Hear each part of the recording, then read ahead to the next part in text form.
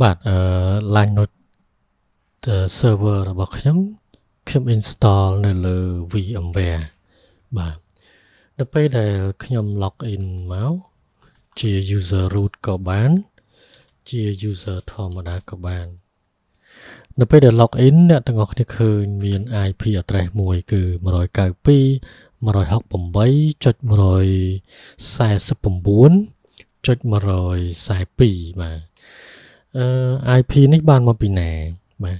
IP នេះគឺបានមកពី NAT របស់កម្មវិធី VMware ហ្នឹងតែម្ដងដែលវា generate IP address មកឲ្យ server ហ្នឹងបាទមកឲ្យ Ubuntu ហ្នឹងអញ្ចឹងខ្ញុំសូមធ្វើការពិនិត្យនៅកន្លែងនេះបាទយើង right click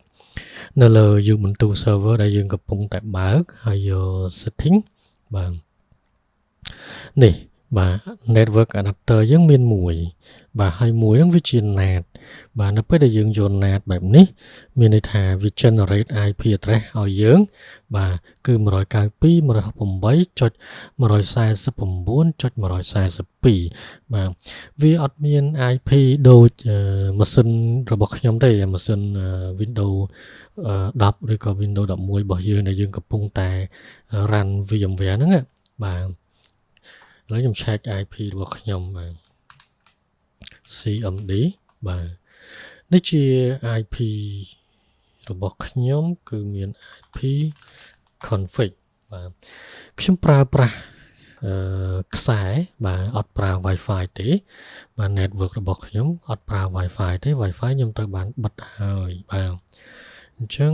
ខ្ញុំ check មើល IP ដែលប្រើខ្សែបាទឯណា IP ដែលប្រើខ្សែនេះជា IP ដែលប្រើខ្សែបាទពួកខ្ញុំប្រើខ្សែ network ខ្ញុំមាន IP ពី router របស់ខ្ញុំគឺ 192.168.16.49/24 gateway 16.1 ខ្ញុំចង់ឲ្យ Ubuntu នេះគឺមាន IP rank ដូចខ្ញុំដែរបាទកុំឲ្យវាមាន rank ខុសគ្នានាំឲ្យមានការភ័ន្តច្រឡំមិនដឹងថា network ខុសគ្នាឬក៏អត់អញ្ចឹងណាបាទអញ្ចឹងថាតើត្រូវយើងត្រូវធ្វើយ៉ាងម៉េចដើម្បីឲ្យ router របស់ខ្ញុំនេះបាទដែលមាន IP 192.168.16.1 នេះផ្ដល់ IP ទៅឲ្យ Linux ដែរបាទវីដេអូមុនខ្ញុំបានបង្ហាញអំពីវិធីសាស្ត្រក្នុងការធ្វើ bridging ទៅលើ VMware បាទគឺ Virtual Network Editor នេះឯងបាទនៅក្នុង Virtual Network Editor នេះគឺខ្ញុំបាន point VMnet 3 បាទ VMnet 3 នេះទៅបាទ point ទៅកាន់ network ដែលប្រើខ្សែរួចទៅហើយបាទនេះបាទសូមមើលកន្លែងនេះបាទ VMnet 2ខ្ញុំភ្ជាប់ទៅ Wi-Fi network របស់ខ្ញុំប៉ុន្តែ Wi-Fi ឥឡូវនេះគឺខ្ញុំអត់ប្រើប្រាស់ទេខ្ញុំប្រើប្រាស់ network ដែលប្រើខ្សែបាទអញ្ចឹង VMnet 3គឺខ្ញុំបាន point ទៅកាន់ network adapter ដែលប្រើខ្សែរួចទៅហើយ loopback ខ្ញុំអត់ទាន់ប្រើទេបាទអត់ទាន់ប្រើទេបន្តិចទៀតយើងនឹងប្រើ loopback ហ្នឹងបាទដូច្នេះខ្ញុំនឹងធ្វើការផ្លាស់ប្ដូរ Ubuntu នេះបាទ Ubuntu នេះទៅជា bridge adapter វិញ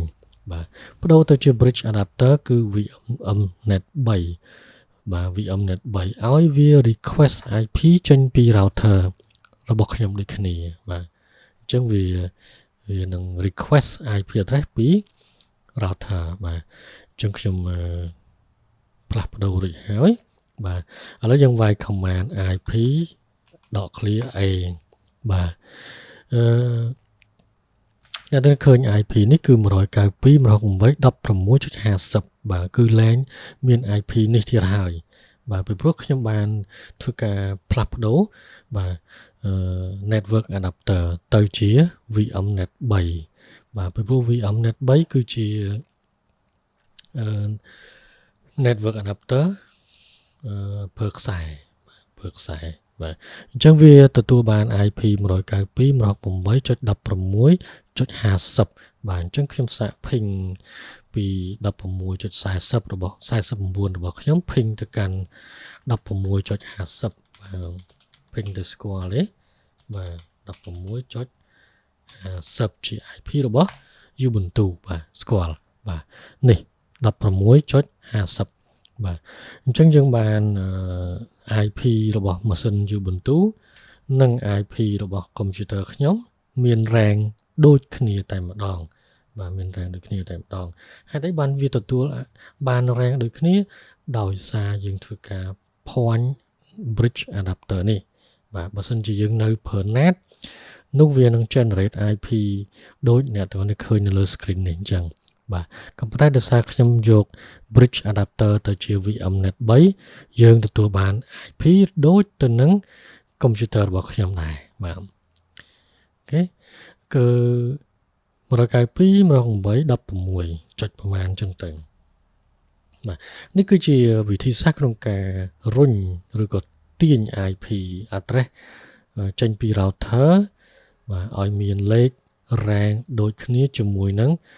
real PC របស់យើងបាទ real PC របស់យើងបាទអញ្ចឹងវីដេអូនេះគឺគ្រាន់តែចង់បញ្ជាក់ថាយើង bridge network adapter ទៅកាន់ real network របស់យើងបាទគឺយើងធ្វើបែបហ្នឹងឯងបាទអូខេសូមអរគុណ